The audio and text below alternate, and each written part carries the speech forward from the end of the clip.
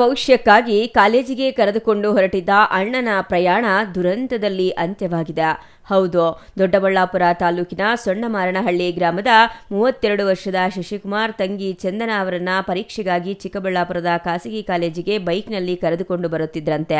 ಈ ವೇಳೆ ಚಿಕ್ಕಬಳ್ಳಾಪುರ ತಾಲೂಕಿನ ನಂದಿ ಕಣಿವೆ ಬಸವಣ್ಣ ಸಮೀಪದ ಗಾಂಧಿಪುರ ಗ್ರಾಮದ ಬಳಿ ಎದುರಿನಿಂದ ಬಂದ ತಾರ್ ಕಾರು ಬೈಕ್ಗೆ ಡಿಕ್ಕಿ ಹೊಡೆದಿದೆ. ಡಿಕ್ಕಿಯ ರಭಸಕ್ಕೆ ಅಣ್ಣ ತಂಗಿ ಇಬ್ಬರು ರಸ್ತೆಗೆ ಬಿದ್ದಿದ್ದು ಶಶಿಕುಮಾರ್ ಗಂಭೀರವಾಗಿ ಗಾಯಗೊಂಡರೆ ತಂಗಿ ಚಂದನ ಕೂಡ ಗಾಯಗೊಂಡಿದ್ದಾರೆ. ಟೆಂಪೋ ಹೋಗ್ತಿತ್ತು ಸೈಡಲ್ಲಿ, ಸ್ವಲ್ಪ ಮುಂದೆ ಹೋದ್ವಿ, ಏನು ಬಂದು ಗೊತ್ತಿತ್ತು ಅಂತಾನೆ ಗೊತ್ತಾಗಲಿಲ್ಲ. ನೀವೆಲ್ಲಿಗೆ ಹೋಗಿದ್ರಿ? ಕಾಲೇಜ್ಗೆ ಹೋಗ್ತಿದ್ವಿ. ಕಾಲೇಜ್ಗೆ ಯಾರು ಬಿಡ್ತಿದ್ದು? ನಮ್ಮ ಅಣ್ಣ. ಎಲ್ಲಾಗಿದ್ದು?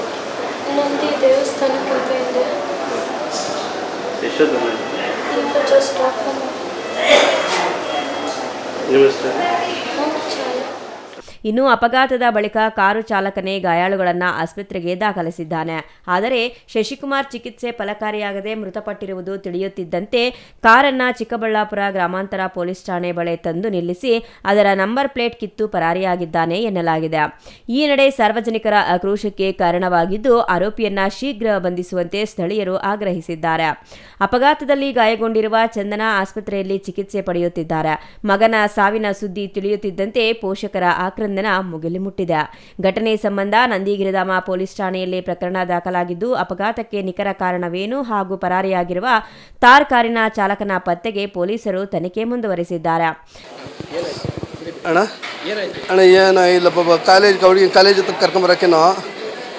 ಕರ್ಕೊಂಬರ್ಬೇಕಾದ್ರೆ ಹಿಂಗಾಗಿರೋದಣ್ಣ.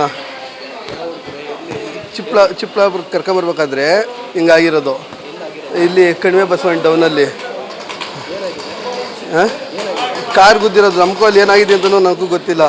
ಕಾರ್ ಗುದ್ದಿರೋದು, ಎಮರ್ಜೆನ್ಸಿ ಬಾ ಅಂದ್ರು ಪಾಪ ನಮ್ಮ ಹುಡುಗ. ಸರಿ ಅಂದ್ಬಿಟ್ಟು ಬಂದ್ರಿ, ಅಷ್ಟು ಬಿಟ್ಟರೆ ಇನ್ನೇನು ಗೊತ್ತಿಲ್ಲ. ನಾವು ಆಕ್ಸಿಡೆಂಟ್ ಆಗಿರೋದಣ್ಣ. ಯಾರು ಡೆತ್ ಆಗಿದ್ದಾರೆ ತಮ್ಮ. ಕೈ ಸ್ಕ್ರ್ಯಾಚ್ ಆಗೈತೆ. ಒಂದು ನಿಮಿಷ ಏನು ಹೇಳ್ಬೇಡ ಶಿಕ್ಷಣದಲ್ಲಿ ಹೇಳ್ತಿದ್ದ ಹಂಗೆ ಹಿಂಗಾಗೈತೆ ಅಷ್ಟೇ. ಸೊಣ್ಣಮಾರನಹಳ್ಳಿನಿಂದ ಚಿಕ್ಕಬಳ್ಳಾಪುರಕ್ಕೆ ಬರ್ತಾ ಇದ್ದಿದ್ದು. ಕಾಲೇಜ್ಗೂ ಯಾವ ಕಾಲೇಜ್ಗೂ ಗೊತ್ತಿಲ್ಲ ಅಣ್ಣ. ಅದು ನಂಗೆ ಬಿಡೋಕ್ಕಂತಾನೆ ಬರ್ತಾ ಇದ್ದು. ಈ ನಡುವೆ ಎಕ್ಸಾಮ್ ಐತೆ ಅಂದ್ಬಿಟ್ಟು ಬರ್ತಾ ಇದ್ದಿದ್ದಣ್ಣ. ಮನೇಲಿ ನಾವು ಸಪ್ರೇಟ್ ಇದ್ದೀನಿ. ನನ್ನ ತಮ್ಮ ಇವಾಗ ನನ್ನ ತಾಯಿ ನನ್ನ ತಮ್ಮ ಅವರೆಲ್ಲ ಹೊಂದಿದ್ದಾರೆ, ಇನ್ನೂ ಮದುವೆ ಆಗಿಲ್ಲ.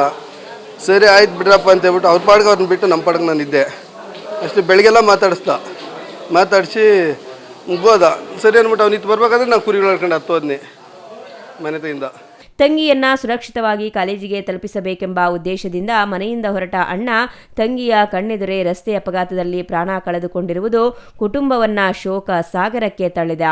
ಅಪಘಾತದ ಬಳಿಕ ಕಾರನ್ನ ಬಿಟ್ಟು ಪರಾರಿಯಾಗಿರುವ ಚಾಲಕನ ಬಂಧನಕ್ಕೆ ಪೊಲೀಸರು ಶೋಧ ಮುಂದುವರೆಸಿದ್ದು ಪ್ರಕರಣದ ತನಿಖೆ ಮುಂದುವರೆದಿದೆ. ತೋಡನಹಳ್ಳಿ ರಮೇಶ್, ಸಿಟಿವಿ ನ್ಯೂಸ್, ಚಿಕ್ಕಬಳ್ಳಾಪುರ.